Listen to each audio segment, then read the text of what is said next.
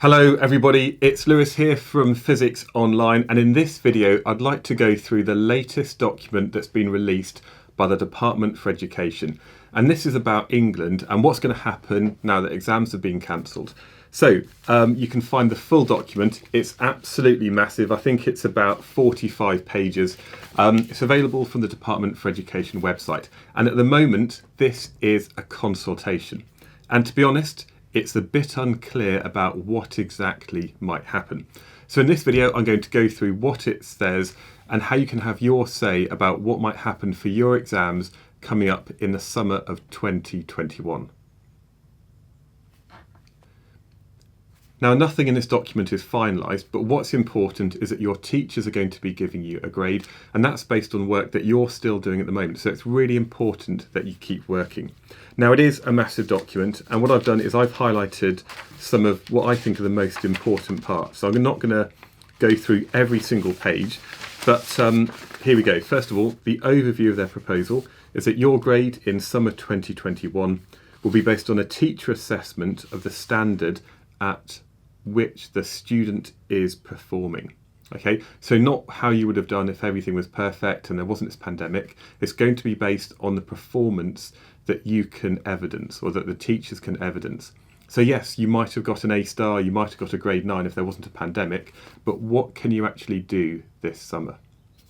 Now, the other thing here, and again it does say this, is that students should continue with your education. That means you're going to be revising stuff you've currently done in school and maybe learning new concepts as well, because at some point, you know, fingers crossed, you will be going back into school before the summer.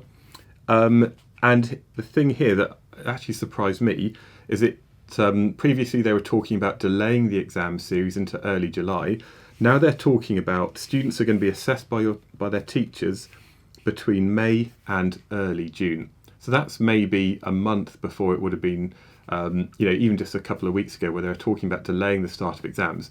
Now it's going to be the end of May, early June, when you're going to be doing some assessments in school. Your teachers then submit their grades, and basically the results day, rather than being in August as it traditionally is, it's going to be in early July.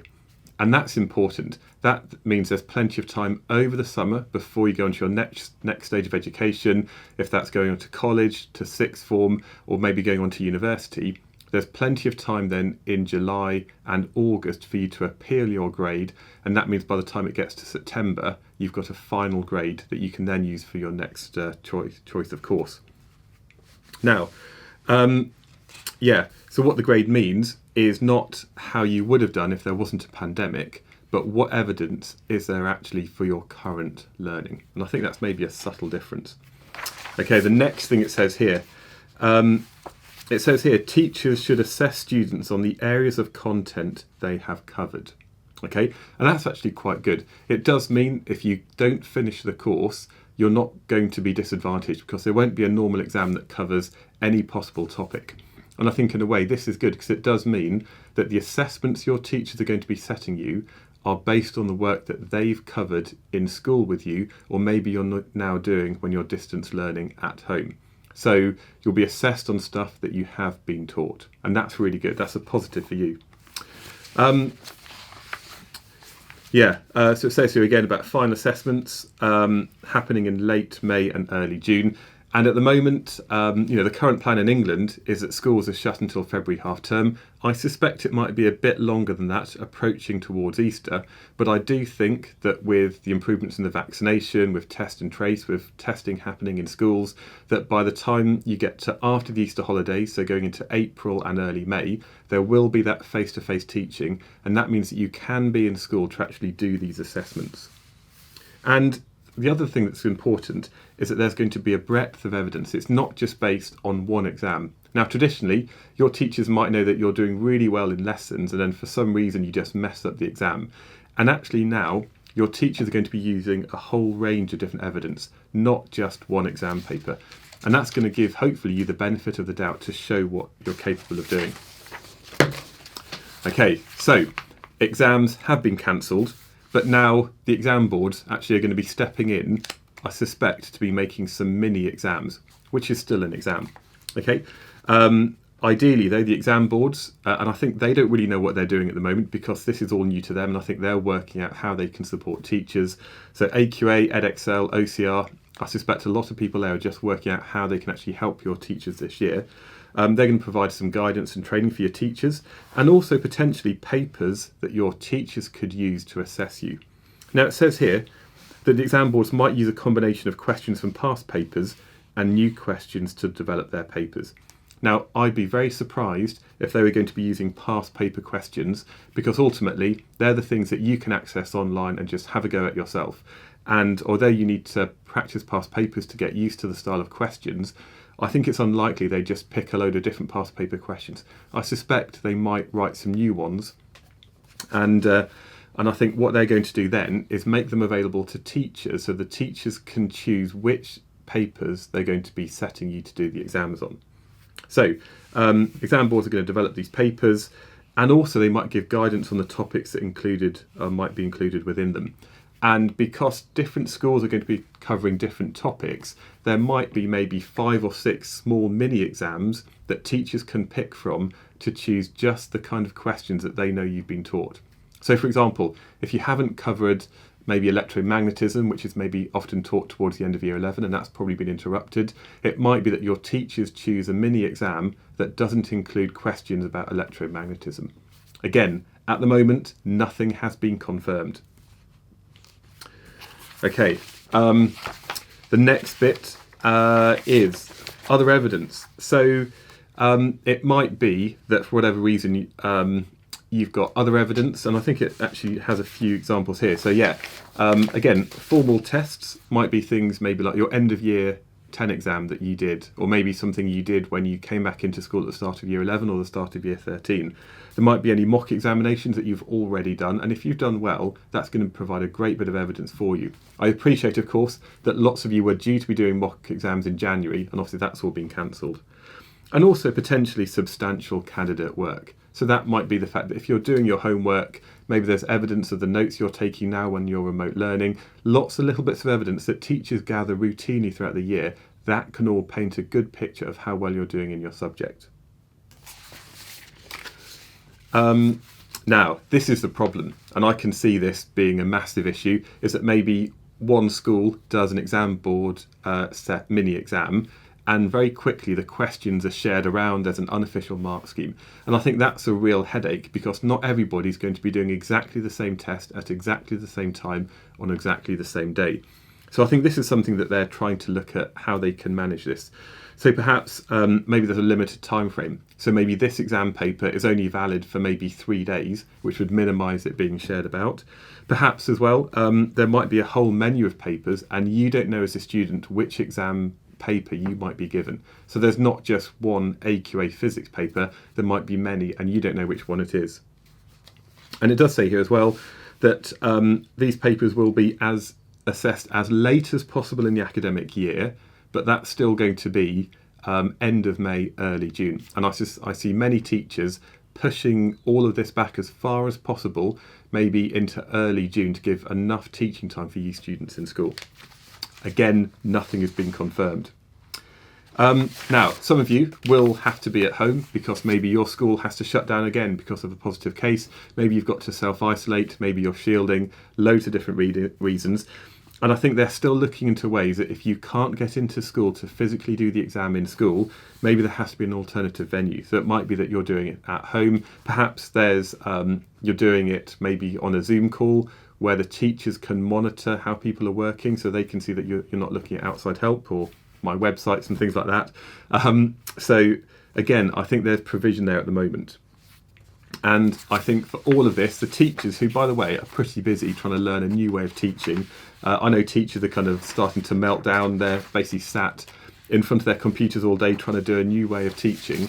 Trying to get them the time to actually learn how to implement new systems is quite important, and hopefully that's where the exam boards can step up. Now, this is important. When your teacher, and it's probably not just one teacher, it's probably your teacher working with other members of their department and actually working with the senior leaders in the school to kind of think about how they implement the policy across all the classes. So it's not just one teacher who's actually going to give you that final grade.